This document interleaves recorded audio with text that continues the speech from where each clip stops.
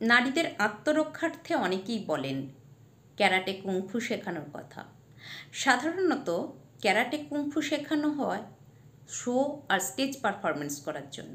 সেখানে লড়াই শেখানো হয় না। লড়াই শেখার জন্য সবচেয়ে বেশি প্রয়োজন মানসিকতা।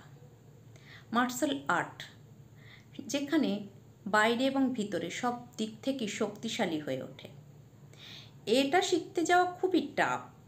এখানে শিখতে গেলে নিয়মিত চোট পেতে হয়, ঠোঁট কেটে যেতে পারে, নাক ফেটে যেতে পারে, আবার রক্ত দেখলে অভিভাবকরা তাদের পাঠাতে চান না, কারণ থোপ না বেঁকে গেলে মেয়েদের বিয়ে দেওয়া যাবে না।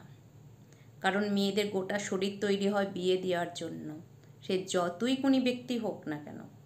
বিয়েই একমাত্র ব্রহ্মপ্রাপ্তি, তাই না?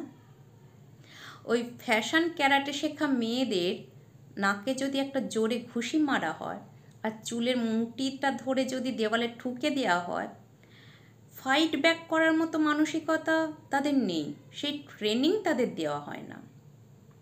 আমরা ছোট থেকে মেয়েদেরকে বলি, তোকে কি মিষ্টি দেখতে, বিউটিফুল, মার্ভেলাস, বারবি ডল, আরও কত কিছু। খুবই স্বাভাবিক। সেইভাবেই মেয়েটা নিজেদেরকে তৈরি করে।